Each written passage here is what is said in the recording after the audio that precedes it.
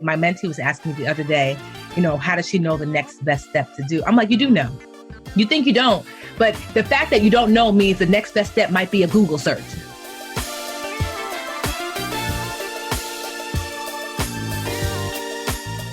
You're listening to the Redefining Wealth podcast with Patrice Washington. In today's episode, I sit down with personal finance educator, the Budgetnista, Tiffany Aliche herself. She says sometimes that project you're working on just isn't ready to be realized. Hey there, this is Patrice Washington from patricewashington.com, where we chase purpose, not money. Welcome back to another episode of Redefining Wealth. In honor of Financial Literacy Awareness Month, I wanted to invite my girl, Tiffany, the Budgetnista Aliche, to drop some wisdom. And I thought we were going to focus on finance. I really did. But what we really got into was so much more about purpose. As you can tell, reoccurring theme around here. If you are new here, here's what you should know. This is not your traditional personal finance show. We believe around here that wealth is so much more than money and material possessions. We actually believe in the original definition of wealth, which says it's the condition of well-being. And so every week we seek to unpack these 6 pillars that I've created, the 6 pillars of wealth, which really just show us all the areas of life that actually impact our finances. And so, yes, I'm interviewing my girl, the Budgetnista, today because she's coming out with a brand new book, Happy Birthday, Molly Moore, which is for children. So all the parents, educators, aunties, uncles, grandparents, this is for you. Happy Birthday, mollymore.com is where you can get your copy. But listen, what I really love about this conversation is that it speaks to how we feel sometimes in the middle of a journey. And sometimes we don't recognize until we look back that maybe something wasn't ready to be realized at the time we first idealized the concept. Is that a word? Because I liked how it flowed. You know what I'm saying? At the first moment that you have the idea, it's not always ready to be pursued, or it's not always ready to hit publish. And I admire Tiffany so much, but I love the transparency that she has about this story in particular in her birthing this children's book, which is all about bringing financial awareness to our little ones. It's like pre-financial literacy for the babies and toddlers. And the whole thing is dope. I'm just going to jump right into the episode. But if you're an entrepreneur, if you're not an entrepreneur, but you've had a passion project, you have something that's been put on your heart, I want you to really listen to this episode. I do believe it's going to be a blessing. So let me give you Tiffany's official bio. Tiffany, the Budgetnista Aliche, is a personal finance educator, and through her Live Richer movement, she's helped over 1 million women save, manage, and pay off millions of dollars. A former preschool teacher for 10 years with a master's degree in education, Tiffany was instrumental in getting the Budgetnista Law, A1414, passed in January 2019, making financial education mandatory for middle school students in New Jersey. Now she's back helping even the little babies get their financial literacy on with her newest venture, a children's book called Happy Birthday, Molly Moore. Without further ado, here's my girl, Tiffany Aliche.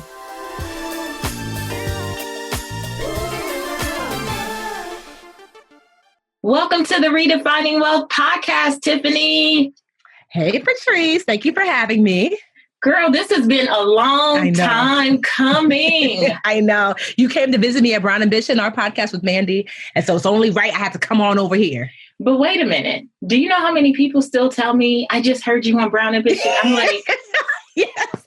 Honestly, it's one of you and Lynette, our fairy financial godmother, our top 2 most popular episodes. Really? Mm-hmm.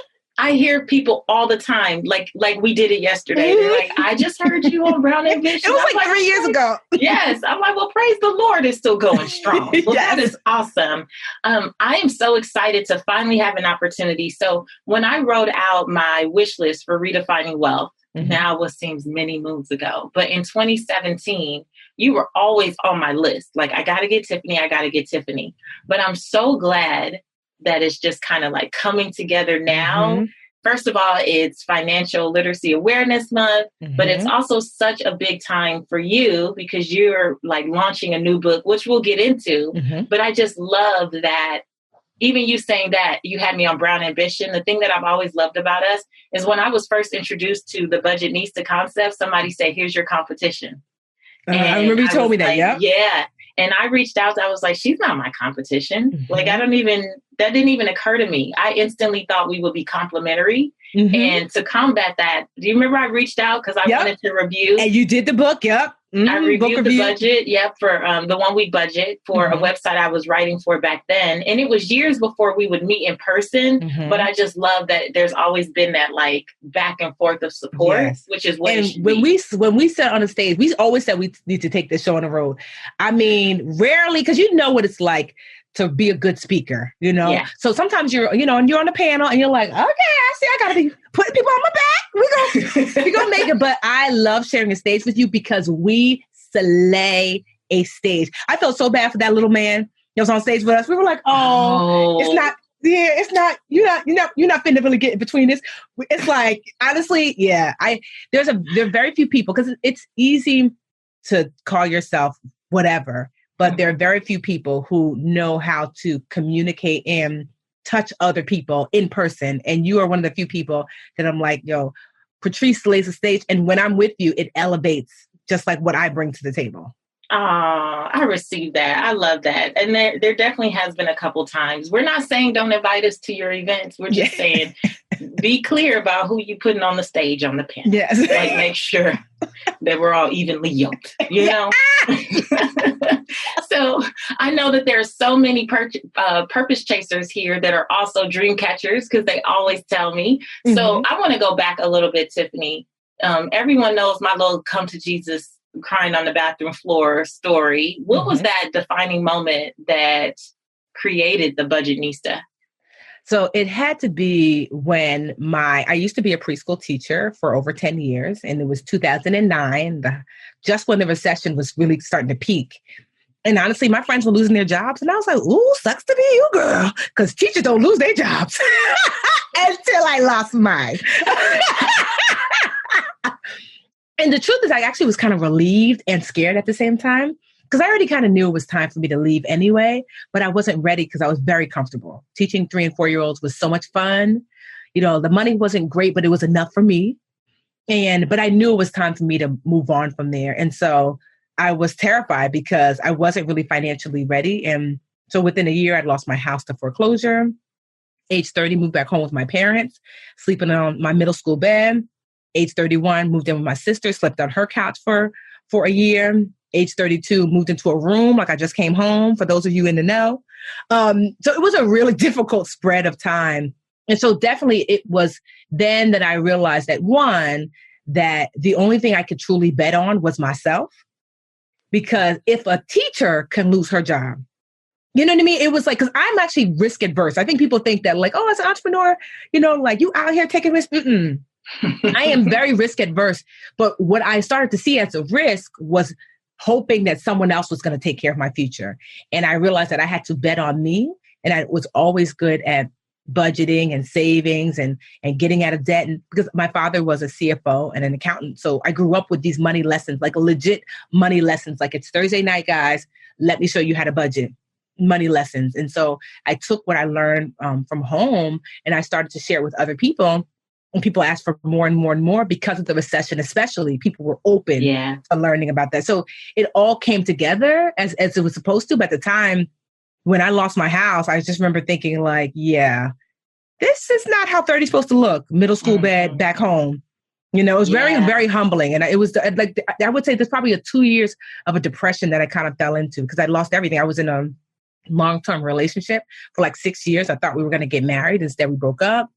I just lost everything all at once. And I just remember thinking like, how do I rebuild when I'm a grown woman? I wasn't like I was 21, 22. I was 30 years old. And so that definitely was a scary moment, but we bounced back. You did bounce back. I mean, it's stronger than ever, right? But I was in that same place, right, around 2009. And even though I knew that the budgeting, the saving, the skill set pieces to money management, I actually was decent at, even though I had lost all my money. Me too. Right. And you're like, okay, so, and I also knew that I enjoyed teaching people, not little kids. God bless y'all that teach little kids, but I enjoyed teaching people. Right. But what about that voice that, I don't know if you heard the voice, but I heard the voice that was like, ma'am, you're broke. Who's supposed to listen to you? Why would anybody listen to you? Did you face any of that during that season? Especially because I remember I was hiding the foreclosure for the first year or two. I didn't want to say, because I thought they're not going to listen to me if they knew.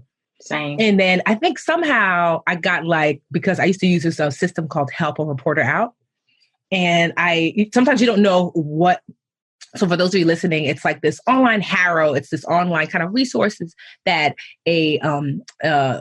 not interviewers, what are those people called? Like a journalist or reporter. Help a reporter out. Meanwhile, I'm like, it's in the name. So they're looking for people to interview. And somehow it was like AOL at the time, back when AOL was actually a thing. And they were asking me all these questions. And I thought to myself, if this continues, someone's going to Google search and figure it out. So you better expose yourself before they expose you. And I did. And I was waiting for the blowback. And instead it was like, oh my gosh, good. And then you know exactly how I'm feeling. Yeah. And I realized that the more that I share, the more people actually thank me for it. Because one, they were like, you and I are not too different. Because if I was financially perfect, it was like, well, of course you could do it because you've never made a mistake. But instead it was like, foreclosure too? Credit card debt? Oh, girl, what's this? Like, okay. Yeah. So how did you fix the thing? And plus, two, I could really empathize and lean into, I know how you're feeling because I know how that felt. Yeah. So, and plus, there was also this voice, I'm sorry to cut you off. There's this voice that used to tell me, you have everything you need to succeed. And it was really the voice of God for me then. Whenever I felt I remember just really raging against I did all the things. I went to school, I went to school again. I bought a house. I tithe. I go to church. I do all the things. And why is it not working? And I just kept hearing I'm Nigerian. My Nigerian name is Adochi, which means God's blessing. And I would hear, Adochi, I've given you everything you need to succeed, over and over and over when I doubted. And I just leaned into that finally. And I still doubt these days. I'm not perfect, but yeah, it was aligning myself with service and leaning into obedience. And knowing that I have everything that I need to succeed is what kept me through. Girl, don't say leaning into obedience. They already know that's my theme for the year. Just being obedient and really trying to lean in the first time I hear, because I don't know if you've ever experienced hearing and then you're like, you didn't mean right now though. You meant later. You meant possibly start that next year. And then that voice is like, no, I need you to go now. You're like, but it's busy right now. Yes. Right. So obedience, I completely identify with, really all of it. So by the time we met, you were Budgetnista and you were starting to write books. The baby Budgetnista. I think literally it was just at the cusp. Right. And I mean, I was just at the cusp of Money Maven. We were just across the country, two little peas in a pod. Yes. On the same little struggle. But both with a heart to help other people. Because as you said, I used to tell people, I've always been passionate about financial education, but my experience gave me compassion for people. Yes. And that compassion is what carries me to this day. Right. It carries me to this day when someone is sharing their story and their struggle and job loss or any of the number of things. It's that's why I have the heart that I do. But what I love about how you've built your brand is that you still really connected to that teacher in you. Now, you flipped the script for a while and you did adults. So how have you been using your story and everything you've been through to really empower women in general? So what I realized is, I think Prudential had this study. I think that's what it was called, I think it was Women in Money or something like that. And I remember being shocked to see that women make up to 70% of the financial choices in the household, even if she doesn't work. So I thought, well, how is that possible? And then I remember thinking, if I wanted a car, loved it, and my boo does not like it, are we getting a car? Oh, we getting a car. But if he loves it and I hate it, we're not getting the car. even if we're buying his car, And so I thought that's how women really get to move a family forward when it comes to their finances. And the truth is, I used to talk to quote unquote everyone until Facebook came out with analytics. I think it was like when the business pages just came, because I didn't know who was listening. And so one day I was like, oh, let me log it. Girl, 99.9%. I was like, these men ain't listening, which is fine. But they weren't listening to me. And I understand because I'm a woman, so people tend to listen to who they're most like. Mm-hmm. And so I realized I'm talking to quote unquote everyone, and women are listening to me. And so let me lean into who's actually listening, which are women. And I know what it feels like to feel hopeless. I'm really like an empath. Don't you start crying, because I'm gonna start crying. If you feeling sad, we both feeling sad, And so it's one of the reasons why I really loved teaching, because I have this sense that I want everyone to be okay. Right. Miss Tiffany used to give all the hugs. Everything's going to be fine. And so that spilled over into that's what I want for women, that I would see women who I would sit down with and do their budget, and they'd be like crying and feeling so bad and beating themselves up. And I just kind of wanted to give every woman a hug to say, girl, just because you mess up with money doesn't make you a mess up. It's not a character flaw. No, you didn't go to money school. How would you know? Right. And so that's really what it is that I know I felt this overbearing sense of shame. And what I wanted is, for me, it's honestly not about the money. I could have been a natural hair guru.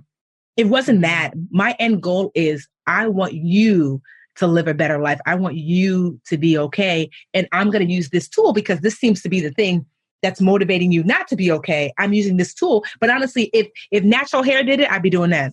Mm-hmm. If it was like, I could be the soup lady. Like, to me, the financial component is, arbitrary. It's like my heart is to really serve women, to help them live better lives so they can then radiate to their families, so your whole family lives a better life. And so now you've taken that mission and you're moving that forward to the babies. Young kids, the babies. Back to the babies. It's really full circle. Yes. So you have a new book that is coming out this month, and it's Happy Birthday, Molly Moore. Yes. Okay, so tell us about this. So you've written all these other books to help people with saving and budgeting and doing all the things that your challenges promote. But what made you cross over to just getting back to the babies? The truth is, this is a book that I had already written like 15 years ago in my head. What? So when I used to teach preschool, so one of the best ways to kind of illustrate a lesson to a little one is through story and books, right? Because they can't see their mess. And you're like, little bunny has no friends. Wonder why? Let's see. Oh, Bunny doesn't share. And they're like, oh, Bunny don't share. Meanwhile, Jaheim, you don't share.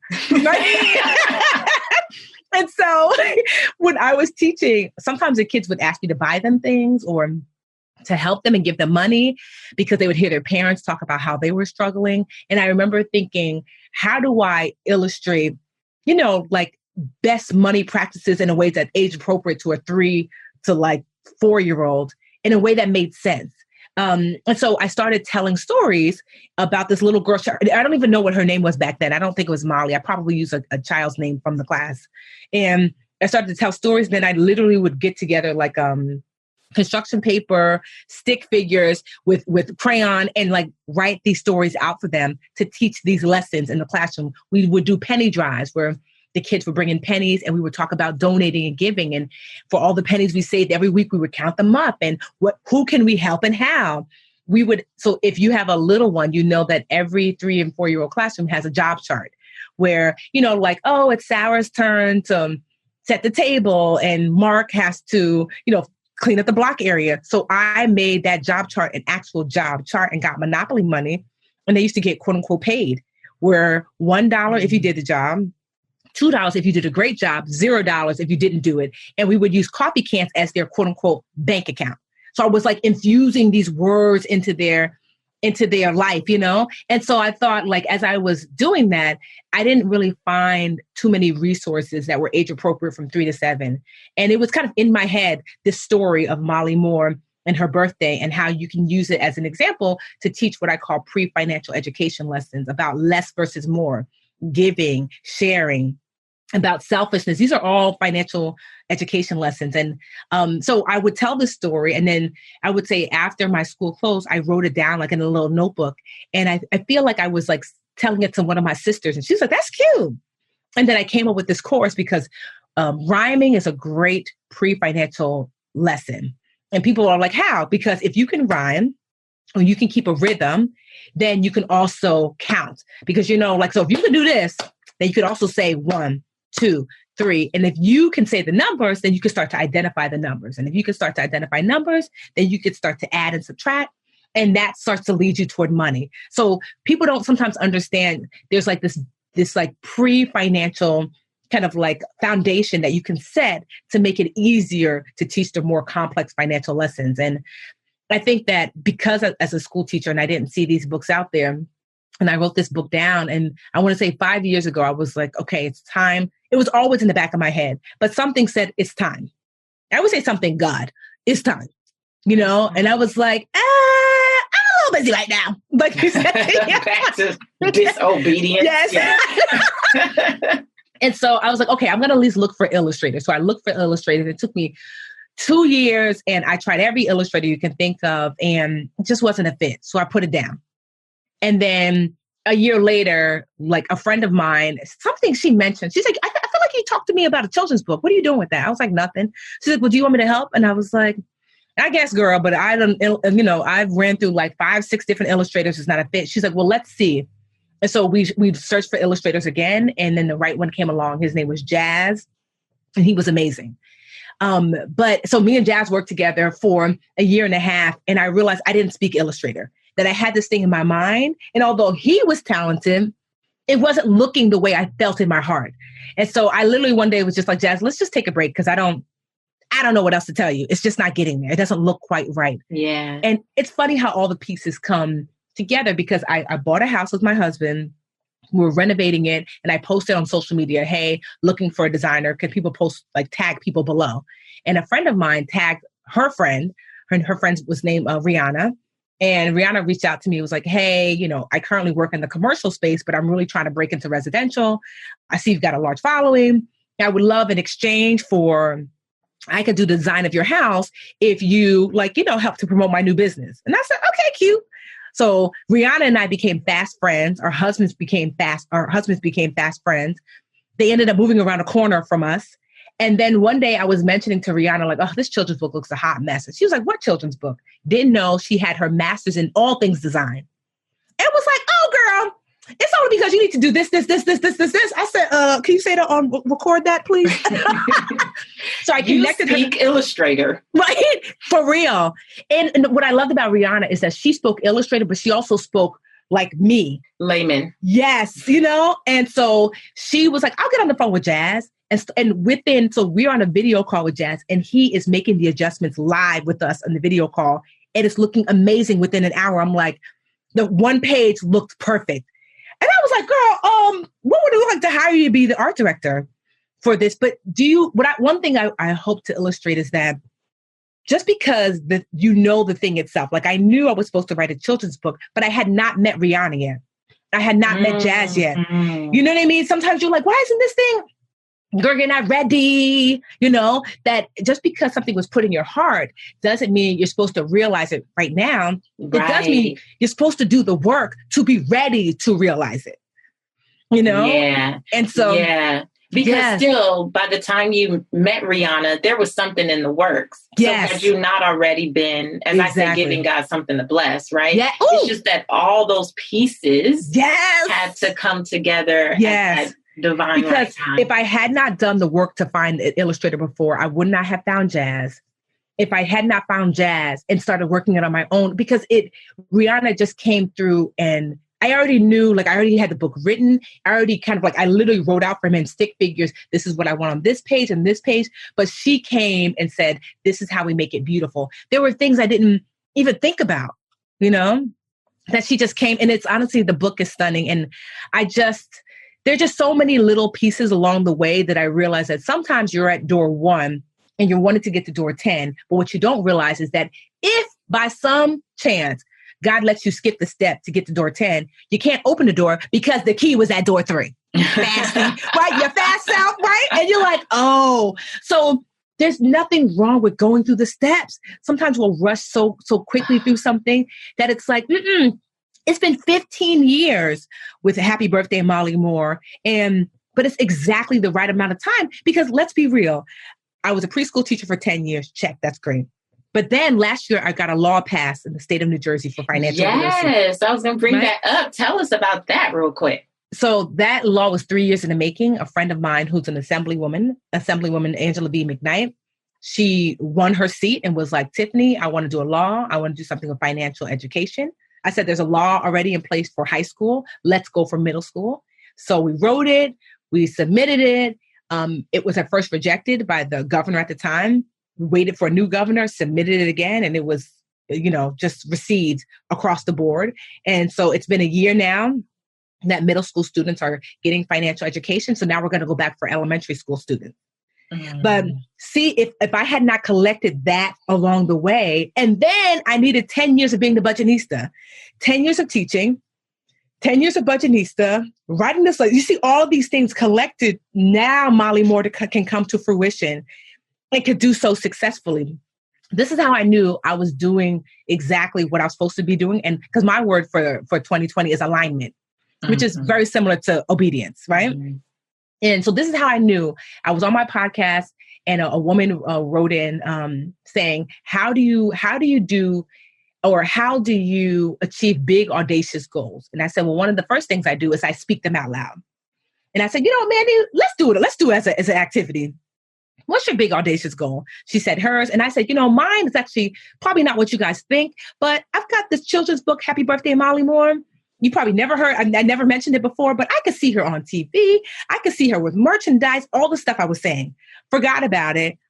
And I want to say a week later, I get a DM in my Instagram DMs. Hi, my name is blank from huge network. That is 3 letters. I'm not going to say because I'm like, you never know. We still out here. But I heard about your book, Molly Moore, and I think we'd like to make it into a show. Come on. I said, wait, first of all, I was confused. I'm like, how'd you hear about it? Because I forgot that I even said it on the show. You're like me, because we blur things out. You get in the spirit, you blur something out, and then people ask you about it, and you're like, how did she know that? Yeah. And I was like, she said, I listened to Brown Ambition. I'm like, you listen to our little podcast? What? I couldn't believe. And then within 2 weeks, a big publishing company, I'll say these 2 big, huge publishing companies reached out, said, heard about Molly Moore. Would love to make it into a show. So now I've got these 3 opportunities for a book sight unseen. And I asked the woman from the network, why would you want to make something into a show? You haven't even seen the cover yet. I'm going to send it to you now so you can see it, girl, but you haven't seen it yet. She said, I don't need to see it. I see you. Ooh, yes. Right? Remember, there's a story in the Bible where someone comes to Jesus and says, like, someone is sick. And, and he's like, I don't need for you to come to heal this person, that you just tell me and I know it's so, and I'll go back to them. And that's what it felt like. Like, Tiffany, I don't need to see what Molly Moore looked like. I just know you. Right. And I know for the last 10 years how you've been moving. So if you say it's big, I know it's big and I want to get in on it. I ended up obviously turning them down because I realized that, like, if you're going to offer me this, then it's worth way more than that. And I really wanted full ownership of this project. And it's a passion project. It's way more than money. I want to see how far I can take it on my own and then talk about partnership versus someone owning the thing that I created. Yeah. But yeah. I love that though. There's so many lessons in here. First of all, doing all you can do and then standing. Yes. Right. Because you did get it as far as you could take it. Right. And then the next best step showed up. Yes. But that, I don't always think people get that. I think a lot of people do nothing and then they just wait to see what happens. But I'm always like, man, people love to come into something as well where they feel like they can improve it or add their little secret sauce or special sauce to it and take it to the next level. But people can't always get behind your not clearly articulated vision. Yes. Like what people can do is I'm always like, show them something. Mm-hmm. Like people don't have a problem supporting folks that are already moving something forward. Yes. You got to be willing to move forward. People want to get on a moving train. Like they want to, that's like, it. okay, you already, okay, this train is going somewhere. And what it really is, because someone asked me, my mentee was asking me the other day, how does she know the next best step to do? I'm like, you do know. You think you don't, but the fact that you don't know means the next best step might be a Google search, girl. Come on. I mean, sometimes that's what it is. It's just like literally when I came up with the 1 week budget, I Googled how to market book. I didn't know. And then I guess what? It was like, I remember there was some checklist I found online and I just started going on the list, like post on social media. Okay. Like that. Check. Right. Because so I've been really leaning into something lately that I call my daily deposits. Mm-hmm. And it's like, so my 4 categories are faith, relationships, my goals and dreams, and health and wellness. Right. And so I've been asking myself, because here's the thing, my goals and dreams, I deposit all day, every day. That's just my nature. Right. And my relationships, I've gotten much better, like calling my sisters, calling my mom and dad, see my niece and nephew, Mm-hmm. But health and wellness, I'm like, we need to do better. And faith, I'm like, Tiffany, I need you to be in more communication with Jesus. Yeah. And so because of that, I asked myself, how did I grow the Budgetnista from where it is to where it was to where it is now? And I realized it wasn't these big overtures. It was these daily deposits. And so I've been really asking myself, like today, I asked myself, okay, our daily deposit and goals and dreams, we got that. You did it. We doing it now. Right. Relationships. So my husband and I, we every afternoon, we just talk on the phone, like while he's at work for like 5-10 minutes, Mm-hmm. just to like connect, And sometimes, like I said, I'll literally like call my sister, like, I'm not here to talk to you. Put my niece on the phone. Mm-hmm. Put my nephew on the phone, Or I just roll up to their house because they live around the corner. Yeah. But like faith, I'm like, what have you deposited today, Tiffany? It doesn't have to be something major. It could just be expressing gratitude. And health and wellness. Yesterday, I took a really nice walk to the park that's around the corner. Mm-hmm. But what have you done today? Like, is it something that you're going to eat? But being conscious of your daily deposits. You cannot reap what you have not sown. Right. That's what the pillars are for me, right? It's an awareness every day. And not that you can go 1,000% in everything every single day, Mm-hmm. which is what I love that you said. It's not that it has to be these huge things, but it's an awareness. Like, Yes. Are you aware that this exists? Because, Mm-hmm. You've built an extremely successful company, right? And so you know how it can go if you Yes. wrap your everything into the wealth building, the money and work pillar, as we call it. Mm-hmm. And then you forget, Yes. there are all these other parts to me. Yes. Hello, that I still need to focus on. And my big thing here with redefining wealth is, yes, I get that working is necessary. I get that money is necessary, Mm-hmm. but not at the expense of everything. Yes. And we just remember. Yes. We've had so many conversations Yes. about this over the years. Yes. I'd be like, I'm taking a break. Yes.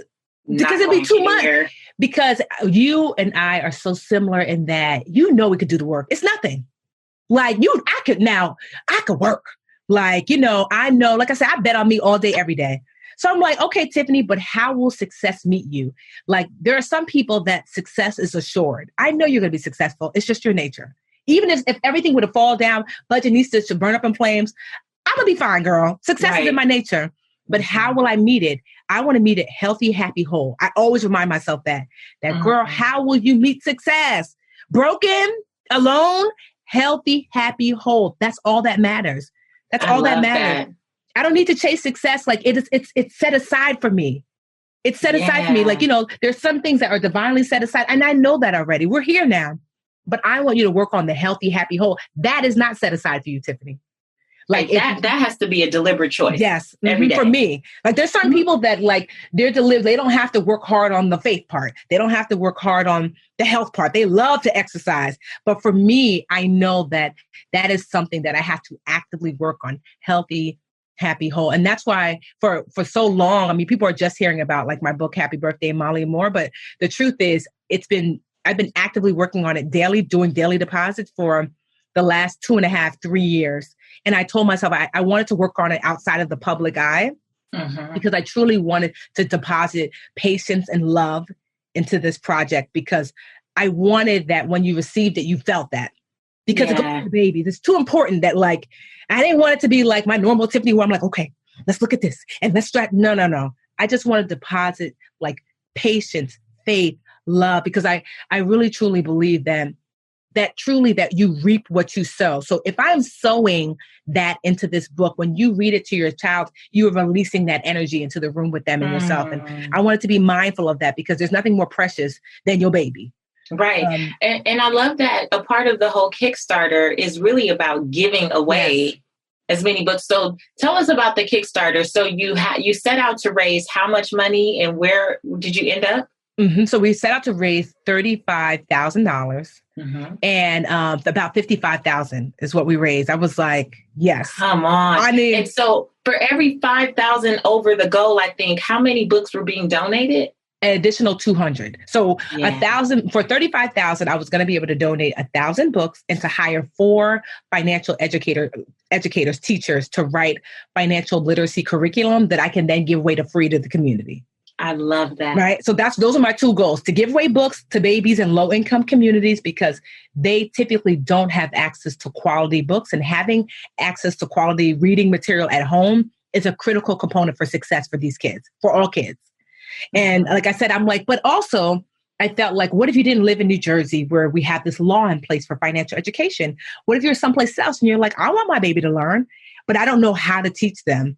So what if I had these certified teachers creating curriculum that you can now download and get access to for free? And so the truth is, to be all the way candid, we didn't need the $35,000 to $55,000. Nah. It wasn't about that. What I wanted is for the community to sow into this so they can then reap from it, you know? Yeah, absolutely. And that's what I really wanted, is I really wanted that people were like, because you're going to receive on the other end, but I want that there's a nature and an order to things that make things just that more meaningful. And so that's what I'm excited about. Like, with the Kickstarter, it went above and beyond. I mean, we have over 1,300 people donated. And typically your average Kickstarter, you're looking at 200 or 300, but so many people were moved by the mission.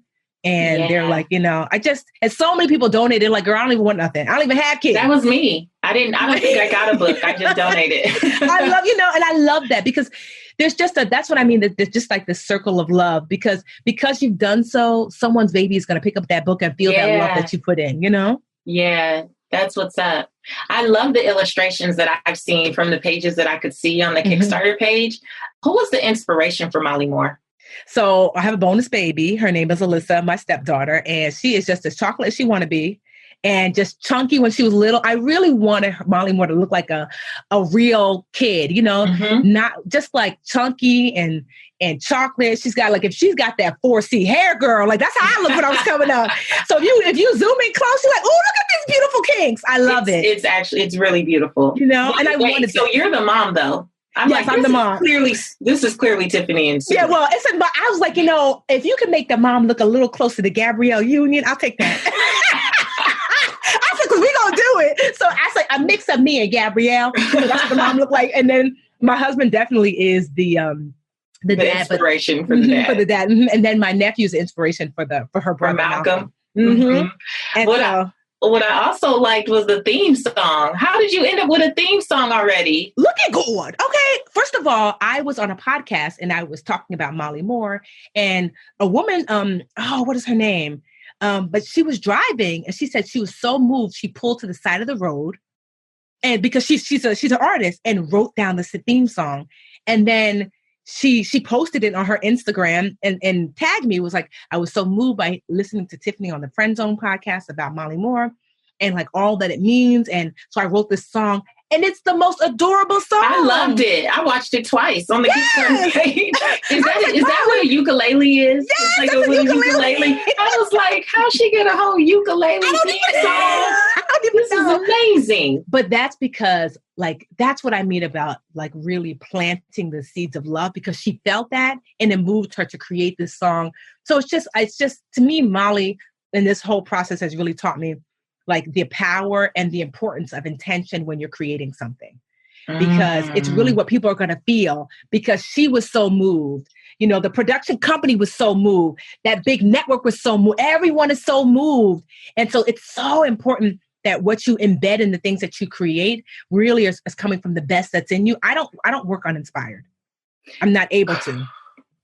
Girl, let me tell you, I talk about this all the time in my Purpose to Platform group, that you need to approach things with a pure heart and the right intentions.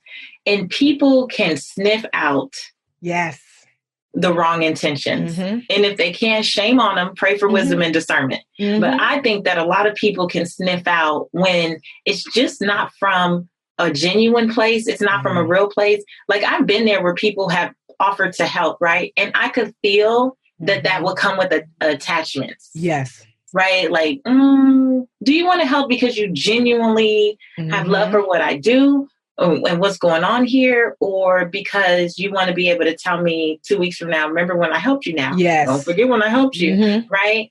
And I think the same thing in business, when you were just pushing things out there to say that you pushed it out there. And my father-in-law used to say, don't do business with desperate people. You're always going to pay for it. Ooh.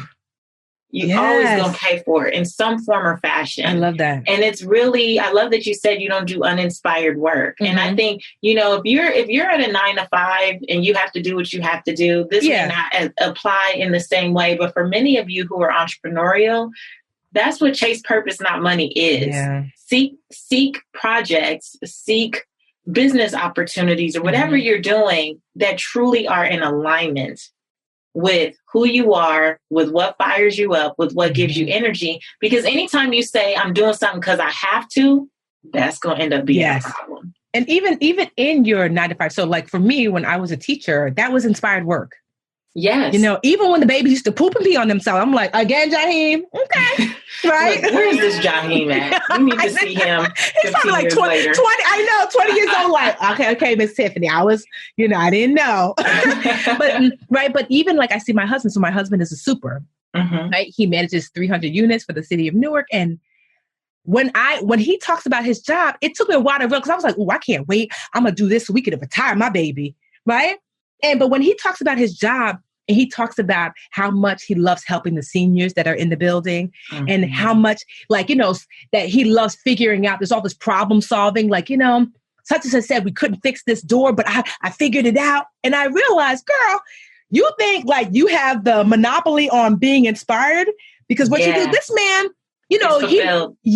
in this way, because he, one, really loves helping people, and two, has this problem solving desire. So he loves when something's a little bit complicated, he can figure it out. So even in what you do now, find the inspiration in what you do now. You might not love all the things, because I don't love all the things. I hate email. Right. Okay. So I don't love every aspect of my business, but finding the inspiration in what you do. Is there a place where you can be of service? Maybe it's, you have a great work mom that you really lean into at work. Maybe there's a mentee that you can really help out. I want everyone to live at least some of their life inspired. Yeah. I love that. I mean, and that's all the same. It's like allowing these different things to create that fulfillment, because when that is just not there, when what you are doing, I believe day in and day out, is just void of that, you're going to have a problem. Like, I believe that that's what leads people to mismanage finances overwhelmingly, is that you're trying to fill a void with stuff or buying people, or, I'm window shopping, I'm surfing online. Like, now you at your job doing stuff you ain't supposed to be doing on these people's computers, but on Al Gore's internet. We so old. Like, I know. Well, I am just so excited for this project. How do people still get involved? So Kickstarter is over, but now we're in full-fledged Happy Birthday, Molly Moore. So how do people still get involved? So you can get your copy of the book at mollymore.com. That's MALIMORE. So MALIMORE.com. So I don't know if by now, if there's going to be financial curriculum up, but look at another blessing that I was blessed with. A woman who was, you've heard of WordPress, the website. So a woman, her name is Naomi, and she was one of the original coders for the WordPress website. So much so that her name is in the original code behind the scenes, right? And so she reached out to me on the Kickstarter platform and said, I love what you're doing. I see you have a line item here set aside to pay someone to do the website. I will gift that to you. So you can use that money to, can you imagine? So I'm getting a WordPress, like the coder who helped to create WordPress to do our site. And that's what I mean about just like pouring that love in. People feel it and come forth. And so Naomi is like, dream big about what you want, because I can literally do anything. I've been coding for 20 years, girl. What you want?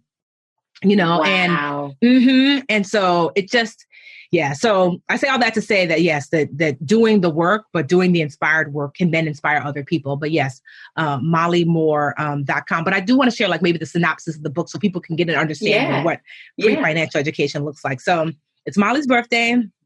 She's super excited. She's getting her hair done, getting dressed. She's, old school, having a birthday party at the house. Right? None of this jump zone or whatever the young parents are doing these days. It's like right at the house. And so as her family and friends start coming, she's excited at first for them to come. And then she starts to realize that the gifts start piling up. And then her attention turns from the excitement toward family and friends to excitement toward gifts.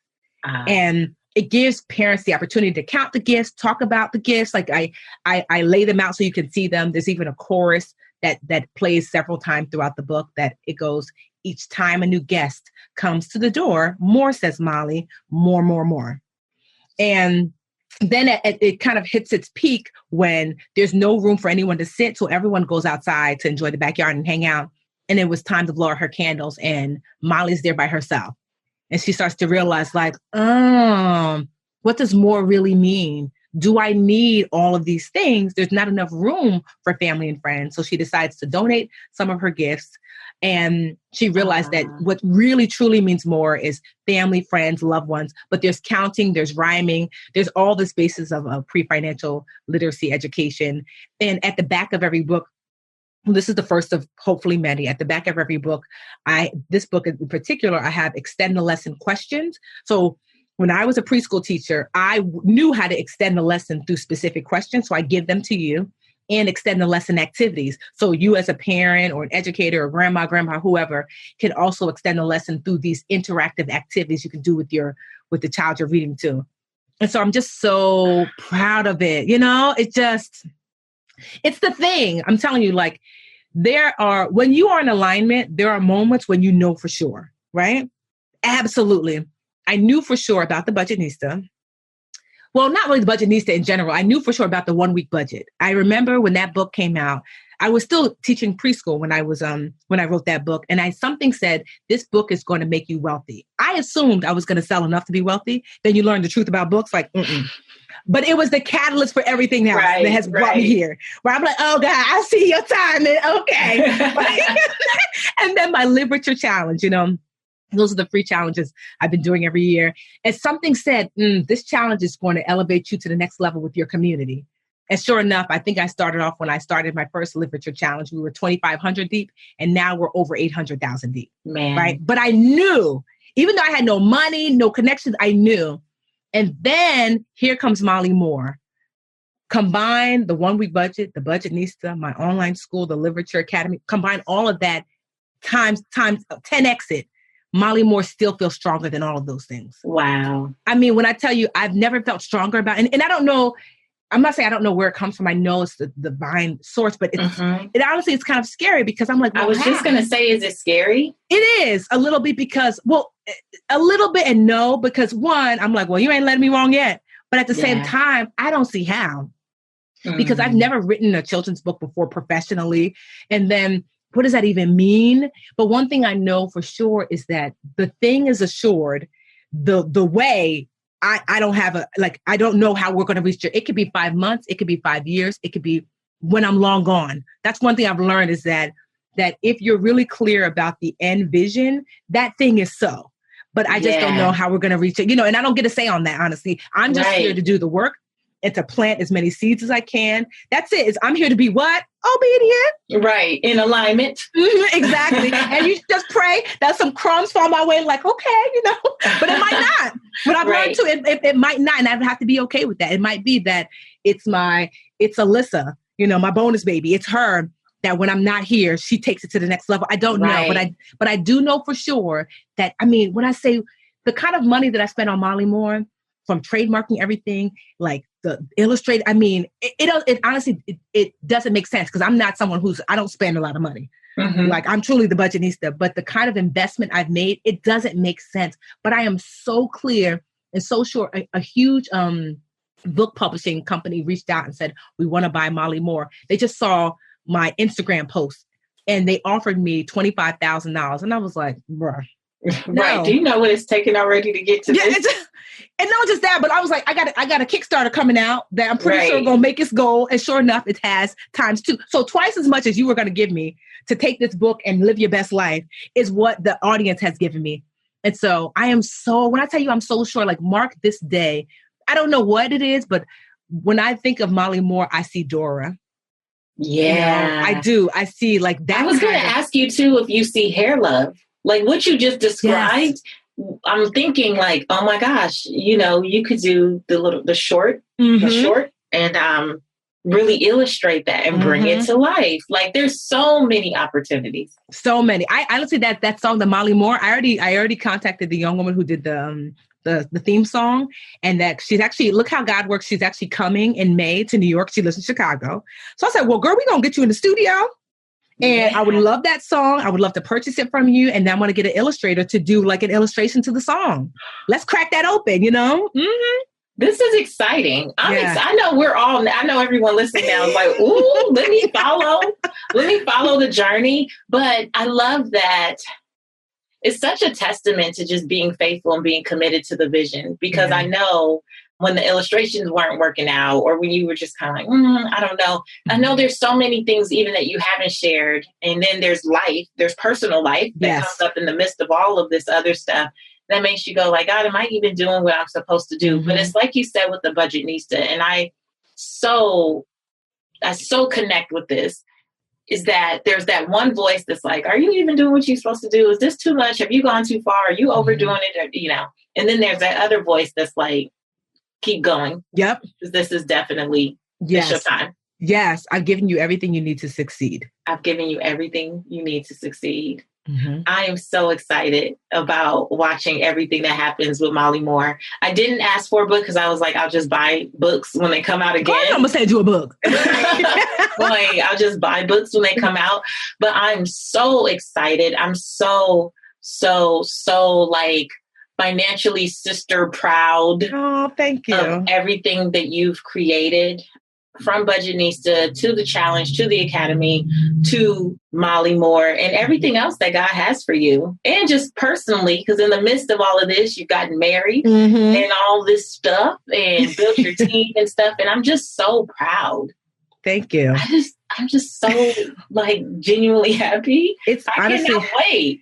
It's just been it's been such a journey. And I think I'm hoping for everyone listening to understand that like the journey and the dream are one and the same, that don't sideline all things for this end goal, because you might reach it and be like, it's not even that cute here. So I'm saying this because I'm speaking to myself, because I'm mindful that remember my four, my 4 pillars, right? I'm like, all right, girl, how we going to meet it? Healthy, happy, whole. Like, let's enjoy this journey. I get it that, you want this to happen and this to happen, but you might find, like we talked earlier about a book I have coming out, that you're like, oh, I could see it on the New York Times bestsellers list, but that's cute. But I want to make sure that along the way that I'm seeing my nieces and my nephew, I'm calling my friends, I'm hanging out with my mama and my dad, you know what I mean? And I'm maintaining a healthy lifestyle. I'm eating better, because even if I'm never on those things, it hit me the other day. A friend was describing like some health guru to me. And she's like, such and such? I'm like, no. He be on such and such? No. He sold like 12 million books? No. So she's describing, and I Googled, I'm like, how come I never heard this fitness guru? And then it hit me, girl, all of this he's accomplished. And I'm like, I don't know him. Yeah. So, you know what I mean? So it's like, you can do all the things. There's somewhere, Beyonce had this documentary where she was meeting these dancers that she had seen them dance on YouTube, but couldn't quite mimic their like foot movements. So she flew them out, to like actually teach her. And when she met them, they were like, hi. And she's like, oh, I'm Beyonce. They're like, how you say your name? Beyonce? Oh, I loved it. And she looked at the camera and started laughing, because even Beyonce gets asked, who are you again? Uh-huh. And so like, I don't want to build this life where, you're building this life for this kind of external applause and it doesn't add up to anything, because I don't care how big you get, someone's going to say, who are you? Your name is? What your name is? Exactly. Because if I'm having a heart attack, like in a theater, and Oprah's there, President Obama's there, Beyonce's there, and a doctor from Irvington, New Jersey, bring me the doctor from Irvington, James. Excuse me. Because like we are all situationally important. That's what I call it. Like your baby does not care that Oprah's in the room. She cares that you are in the room. Your brother is happy to see you. Yes, it would be great if some other superstar was there, but if he hasn't seen you in 10 years, his excitement is for you. So to just remember that on your journey, not to place that above all else. I feel like social media has kind of, I won't say poisoned us, but like positioned us to think that means more than what's actually happening in real life. Healthy, happy, whole, and we're all situationally important. Yeah. And ultimately for me, I do just care about what's the impact I've made. Yes. It's not what dinners did I go to, which is why I always say I be at home by myself. Like I don't bother people, stay at home. I mind my business. I go out and work and do my thing. And then I'm back home to mind your business some more. To mind my business some more, to stay hydrated, pray a lot. I'm not concerned with being known, but you become more known. But for me, it's because of the impact. Yes. Not for the sake of just being known. Yes. Because I'm going to say the first year I definitely was working toward knownness, and I was at my brokest. And I realized like, no pay this bills out. And then after that, I was like, girl, you have to be in alignment with service. You said when you were 21, you wanted to live a life of service. We need to return back to that. You are created to be a teacher. You need to align back with that. The moment you step outside that track, then God's like, oh, well, good luck to you, girl. Right. Have fun over there. By yourself, and try to work through it. And so for me, I just know as long as I'm teaching and I'm in service, all the other things will come. I don't get to decide the output, but I do get to decide my input. Yeah. Ooh. That's a word. That was a word. Okay. Before I let you go, I have to ask you some Redefining Wealth rapid wisdom questions. Okay. Just tell us the first thing that comes to mind. She's so funny. I wish you guys could see this mental preparation going on here. All right. How do you define success? Freedom. How do you define wealth in 3 words or less? In service to others. That was too many words. Service to others. Thank you. Follow the rules. What's one book that has redefined how you see wealth? Definitely The Alchemist. Yeah, by Paulo Coelho. Yes. Awesome. Fill in the blank. My name is, and for me, the truth about wealth is. My name is Tiffany Aliche, better known as the Budgetnista. And for me, the truth about wealth is how much you truly can help other people. That you will never, ever die if you have poured into someone else, because through them, you will continuously live. Do you know I just told my daughter that on Saturday? You did? We literally just had, we were driving and I told her the thing that she asked me something. And I was like, well, the thing that always really makes me happy is knowing that at this point, if I never did anything else, I have hundreds of episodes. I have thousands of interviews. I have the books that I've written. And I know that my life and my work and my legacy will live on through the people I've impacted. And, I know that there's more, but, that helps more than me enough. Every day. Yeah. That's honestly, to me, it's the reason why I love being a teacher, because there are literally hundreds of kids out there that can read because Miss Tiffany taught them. And if you can read, then you can get a job. You can get a job. You can support your family. You can support your family. You see what I mean? Yeah. Even if it's something as simple as I taught Sarah how to tie her shoe. And now Sarah is teaching her baby how to tie their shoe. Like I lived through that shoe tying. And so I love that's teaching for me. That's what I love about teaching, because you get to plant seeds that will forever bear fruit, even long after you're gone. Yeah, that's beautiful. Tiffany, I'm so glad I finally got I know. Long time coming. I know. This was amazing. Thank you so much for being here. Thank you for having me.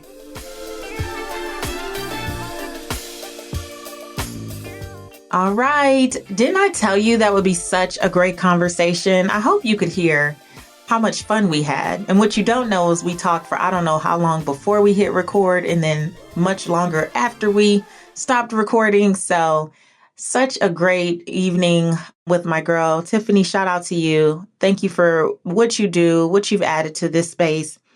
And I hope something that you really take away is just to be patient with that middle part.